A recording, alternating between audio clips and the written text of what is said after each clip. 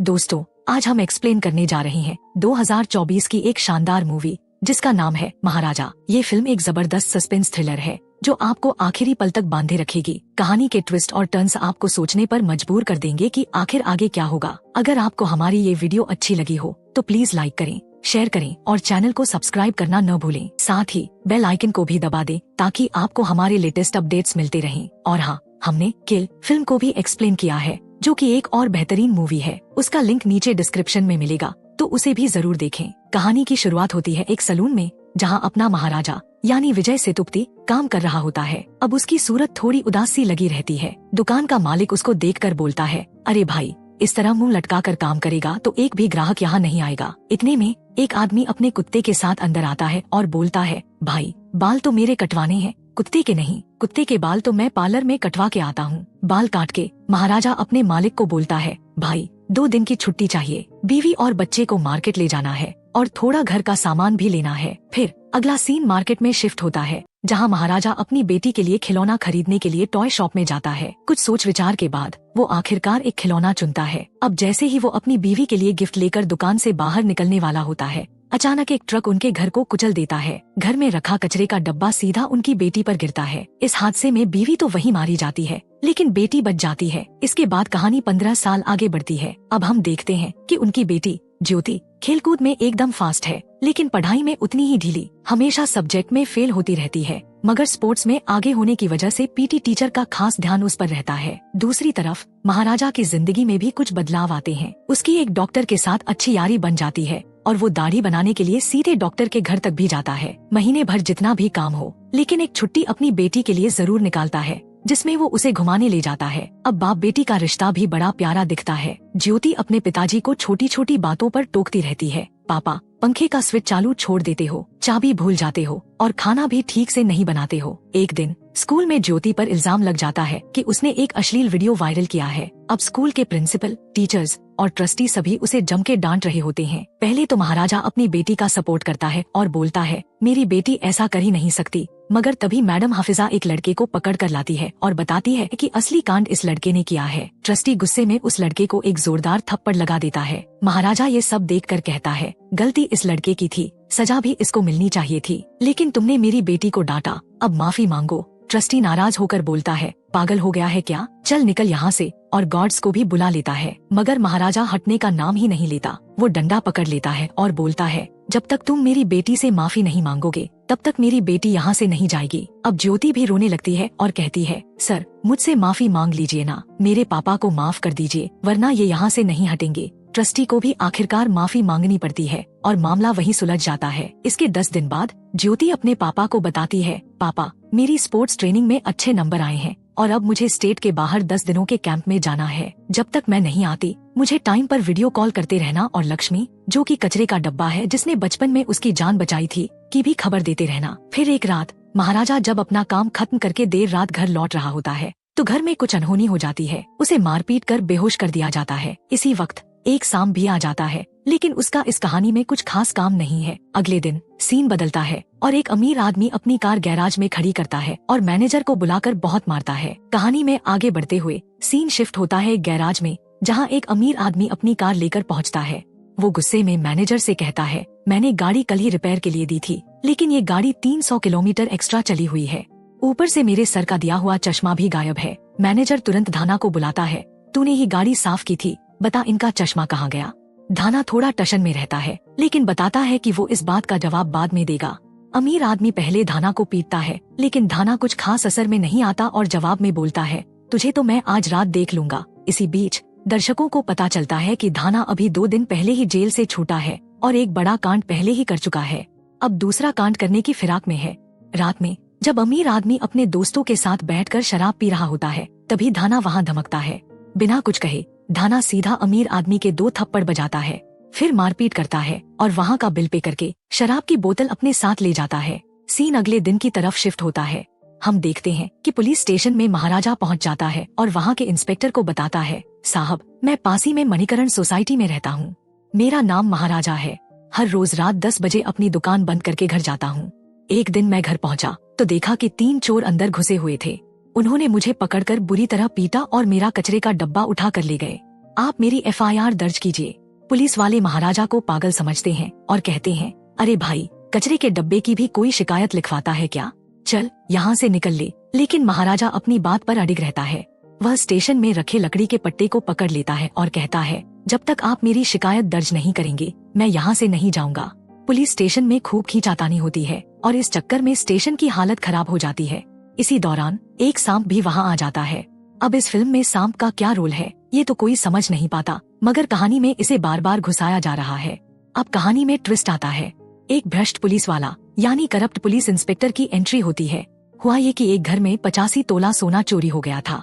Police वाला चोर को पकड़ लेता है और सोना मालिकों को वापस करता है। लेकिन मालिक लोग कहते हैं कि सोना तो नकली है, असली वाला ना जाने कहाँ है। पुलिस वाला तुरंत उन्हीं पर आरोप लगाता है, तुम लोग RTO में काम करते हो, महीने की सैलरी 60,000 होगी, करोड़ों का घर और लाखों का सोना कहाँ से आया? चोरी तो तुम कर रहे हो, ऊपर से सीना चोरी भी, अब तुम्हें भी अंदर कर दूंगा।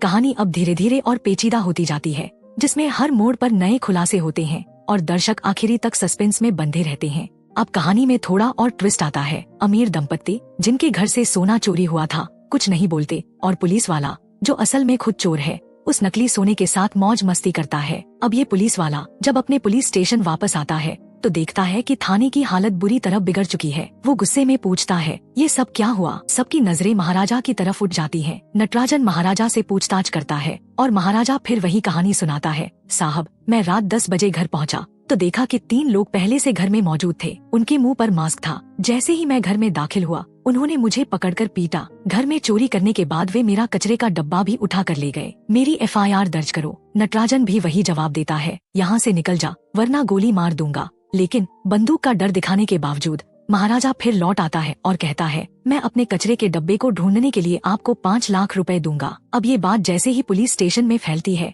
हर कोई हैरान रह जाता है कि कोई एक फालतू से कचरे के डब्बे के लिए 5 लाख रुपए क्यों देने को तैयार है। सब सोचने लगते हैं कहीं उस डब्बे में कुछ इम्पोर्टेंट चीज तो नहीं छिपी थी, जैसे सोने के जेवर, हीरे या और कुछ। अब पुलिस वाले पूछताछ शुरू कर देते हैं। ये तो थी एक साइड स्टोरी, लेकिन यहाँ से एक और कहानी शुरू होती है। हम 2 चोरों को देखते हैं, एक का नाम है सेल्वी और दूसरे का नाम है सेलम। ये दोनों एक घर में चोरी करने के लिए घुसते हैं। घर में 2 महिलाएं होती हैं और सेलम उनमें से एक का रेप कर देता है। उसके बाद ये लोग आराम से खाना खाते हैं और फिर उन महिलाओं को जान से मारकर वहाँ से निकल जाते हैं। इस सीन से दर्शक समझ जाते हैं कि ये दोनों कितने खतरनाक और बेशर्म लोग हैं। चोरी भी करते हैं और ऊपर से अपने विक्टिम्स के साथ बुरा व्यवहार भी। इसी के साथ हम सेलम की पत्नी और उसकी छोटी बेटी को भी देखते। कहानी यहाँ से और भी दिलचस्प हो जाती है। ज्योति जो कि एक बड़े कंपटीशन में हिस्सा ले रही है, अपना पूरा जोर लगा रही है, लेकिन बीच बीच में वो अपने पापा को कॉल करके पूछती है, लक्ष्मी कैसी है, जरा उसकी फोटो भेजो। महाराजा इस पर ध्यान नहीं देते हैं और कॉल को नजरअंदाज कर देते हैं। उधर पुलिस स्टेशन में पुलिस वाले अलग अलग मार्केट्स में जाकर नया कचरे का डब्बा खरीदने की कोशिश करते हैं,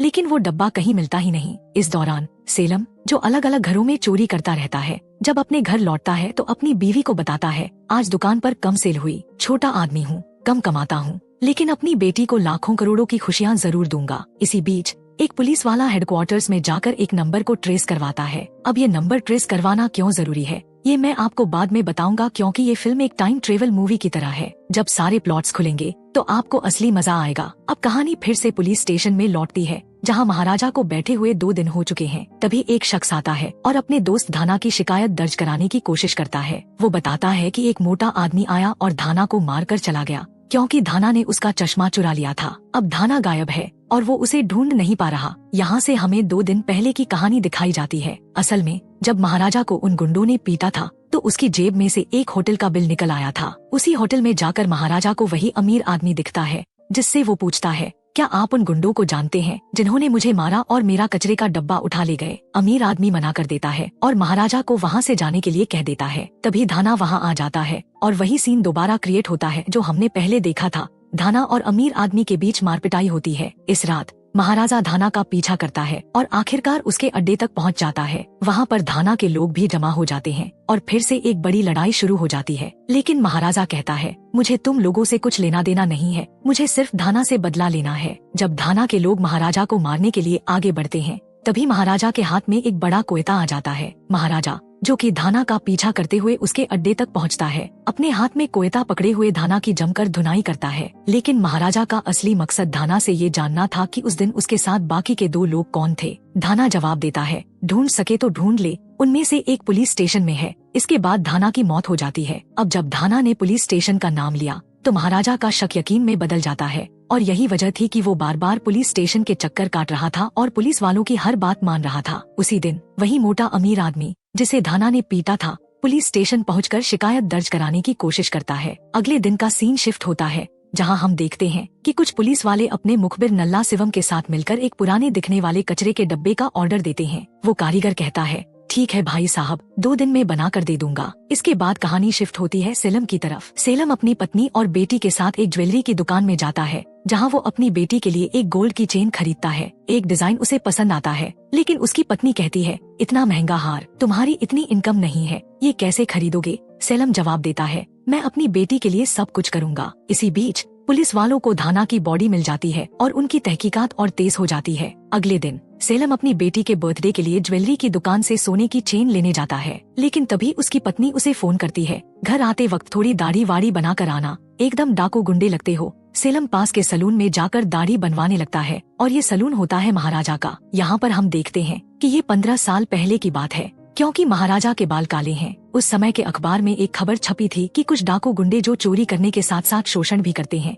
फरार हैं। सेलम अपने दोस्त सेल्वी को ये जानकारी दे रहा होता है, तभी महाराजा पीछे खड़ा होकर उनकी बातें सुन लेता है। घबराकर सेलम सलून से निकल जाता है, लेकिन घर पहुंचने पर उसे याद आता है कि वो अपनी बेटी की चेन सलून में ही भूल आया है। वो जैसे ही सलून की तरफ वापस निकलता है, पुलिस उसके घर पर पहुंच जाती है, क्योंकि अखबार में न्यूज छप चुकी थी कि ये दोनों डाकू गुंडे हैं और इन्हें पकड़ना जरूरी है। इसी बीच महाराजा भी उस चेन को लौटाने के लिए सेलम के घर आता है। पुलिस वाले दोनों को पकड़ लेते हैं और इस प्रक्रिया में सेल्वी को गोली मार देते हैं। अब तो एक बड़ा कांड हो चुका होता है। सेलम की पत्नी, जो उसे एक भला आदमी समझती थी, को अब पता चलता है कि उसका पति एक चोर और बलात्कारी भी है। गुस्से में वो पुलिस वालों से कहती है, ले जाओ इसे, जो करना है करो। जाते जाते सेलम गुस्से में महाराजा की तरफ देखता है और उसे लगता है कि महाराजा ने ही पुलिस को उसके बारे में सूचना दी है ताकि उसे पकड़ा जाए। लेकिन असल सच्चाई क्या थी, ये सेलम को भी नहीं पता था। अब सीन शिफ्ट होता है वर्तमान समय में, जहां नकली कचरे का डिब्बा तैयार हो जाता है। कहानी अब अपने सबसे महत्वपूर्ण मोड़ पर पहुंच जाती है। जब नल्ला शिवा नकली कचरे का डब्बा बनाकर तैयार करता है, तो वो नटराजन से कहता है, इसको जाकर महाराजा को दे देना और उसके बदले 5 लाख ले लेना। लेकिन यहाँ एक समस्या खड़ी हो जाती है। अगर पुलिस को कचरे का डब्बा मिला है, तो इसका मतलब यह है कि इसे चुराने वाला चोर भी मिल गया होगा। अब चोर को सामने लाना जरूरी है ताकि मालिक को यह बताया जा सके कि ये चोरी कब और कैसे हुई। नटराजन अपने जानकार चोरों को फोन लगाता है और कहता है, तुम्हें कचरे के डब्बे के चुराने वाले चोर की एक्टिंग करनी है मालिक के सामने। लेकिन हर कोई ये काम करने से मना कर देता है। पुलिस वाले आपस में चर्चा करने लगते हैं कि यार, कौन ये एक्टिंग करेगा, जो भी करेगा उसे मैं अच्छा इनाम दूंगा। इन सारी बातों को नल्ला शिवम सुन रहा होता है। वह कहता है, ठीक है, अगर एक्टिंग करनी है तो मैं कर सकता हूँ, लेकिन पहले मुझे ये तो पता होना चाहिए कि असल में चोरी क्या हुई थी। अब कहानी का सबसे बड़ा खुलासा होता है। पुलिस थाने में महाराजा से फिर से पूछा जाता है कि आखिर हुआ क्या था। महाराजा जो बताता है वो सबके होश उड़ा देता है। वो बताता है कि उस रात जब वह अपने घर लौट रहा था, वह वही दिन था जब उसकी बेटी ज्योति अपने कैंप के 10 दिन पूरे करके घर लौट आई थी। उसके जूते फट गए थे और उसने अपने पापा से कहा था कि आते समय मेरे लिए लाल रंग के जूते ले आना। ज्योति घर पहुंचकर अपना बैग नीचे रखती है, नहाती है, कपड़े बदलती है। इस बीच वही 3 गुंडे, सेलम जो 15 साल पहले जेल गया था, और उसके 2 दोस्त धाना और नल्ला शिवा उसके घर में घुस जाते हैं। वे महाराजा का इंतजार कर रहे थे ताकि उससे बदला ले सके, क्योंकि सेलम की पूरी जिंदगी महाराजा की वजह से बर्बाद हो चुकी थी। जब महाराजा नहीं आता तो वे ज्योति पर अपनी बुरी नजर डालते हैं। नल्ला शिवा ज्योति के साथ 2 बार गलत करता है, फिर धाना भी उसे अपना शिकार बनाता है। धाना तीसरी बार ज्योति के पास जाने ही वाला होता है कि तभी सेलम कहता है, नहीं यार, छोड़ो, उसे कल देख लेंगे, अभी यहाँ से निकलते हैं। जब महाराजा घर आता है और अपनी बेटी की हालत देखता है तो उसका दिमाग घूम जाता है। वह पूरे घर में तोड़ फोड़ कर देता है। महाराजा को यह नहीं पता था कि घर में घुसने वाले 3 लोग कौन थे और उसकी बेटी के साथ ये कांड किसने किया था। यही कारण था कि उसने इस पूरे नाटक की योजना बनाई कि उसका कचरे का डब्बा खो गया है और उसे ढूंढने वाले को वह 5 लाख रुपए देगा। उसका असली मकसद उन तीनों का पता लगाना था। जब नल्ला शिवा को पता चलता है कि जिस घर में उन्होंने ज्योति के साथ कांड किया था, उसी घर में अब उसे जाकर चोरी करने वाले की एक्टिंग करनी पड़ेगी, तो वह घबरा जाता है। वह नटराजन से कहता है, मैं वहाँ नहीं जा सकता, लेकिन नटराजन उसे मजबूर करता है तूने मालिक के सामने हाँ कह दिया, अब चोर को जाना ही पड़ेगा। नल्ला शिवा घबराहट में सेलम को फोन करता है और बताता है, भाई कांड होने वाला है। हम जिस घर में गए थे उसकी बेटी के साथ गलत किया था और अब मुझे उसी के घर जाना पड़ रहा है। सेलम कहता है, मैं कुछ नहीं कर सकता, तूने कांड किया, अब तू ही भुगत। सीन शिफ्ट होता है हॉस्पिटल में, जहाँ हम देखते हैं कि महाराजा की बेटी, जो इन दरिंदों के हाथों बेदर्दी से घायल हो चुकी थी, जिसका रेप हुआ था, जिसे मारा पीटा गया और जिसके हाथ पैर तक तोड़ दिए गए थे, अब अस्पताल में भर्ती है। इस बच्ची की मदद वही डॉक्टर कर रहा होता है जिसकी दाढ़ी महाराजा हमेशा बनाता था। इसी डॉक्टर ने इस पूरी योजना को अंजाम देने में महाराजा की मदद की थी। इस प्लान को सेट करने में 4 लोगों का हाथ था। ज्योति की टीचर हाफिजा, महाराजा का दुकान मालिक, डॉक्टर साहब खुद और खुद महाराजा। इन चारों ने मिलकर पुलिस स्टेशन में यह तय किया कि कैसे आगे बढ़ना है। अगले दिन का सीन शिफ्ट होता है और पुलिस वाले नल्ला शिवम को पकड़कर महाराजा के घर लाते हैं। इस बीच जब ज्योति के साथ सेक्स स्कैंडल हो रहा था, तब उसने एक मोटे आदमी को धक्का दिया था। उसकी पीठ पर एक मस्सा था जो ज्योति को याद रह जाता है। बाद में जब महाराजा ज्योति के गले मिलकर उसकी पीठ चेक करता है, तो उसे एहसास होता है कि वही मोटे मस्से वाला आदमी पुलिस स्टेशन में भी था और वही उसकी बेटी के साथ कांड करने वालों में से एक था। महाराजा गुस्से में चाकू निकालकर उस आदमी का काम तमाम कर देता है, लेकिन मारने से पहले वो उस आदमी से तीसरे व्यक्ति का नाम भी उगलवा लेता है, जो कि सेलम होता है। अब महाराजा सीधा सेलम को मारने के लिए निकलता है, हालांकि उसे अब भी यह नहीं पता कि सेलम असल में कौन है। जैसे ही महाराजा सेलम के सामने पहुंचता है और उसकी शक्ल देखता है, वो एकदम सन्न रह जाता है। अब यहाँ कहानी का सबसे बड़ा खुलासा होता है। सेलम और महाराजा के बीच जबरदस्त लड़ाई होती है। सेलम गुस्से में चिल्लाता है, जब मैं घर आया तो मुझे कोई नहीं मिला, मेरी जिंदगी तबाह हो गई, तुझे मरना ही होगा। लेकिन तब महाराजा उसे सच्चाई बताता है, जिस दिन मैं तुम्हारे घर आया था, मैं पुलिस लेकर नहीं आया था, मैं तो सिर्फ तुम्हारी सोने की चेन लौटाने आया था, लेकिन पुलिस तुम्हें उठा ले गई। इसमें मेरी कोई गलती नहीं थी। तुम्हारे जाने के बाद मैं तुम्हारी बीवी के पास गया,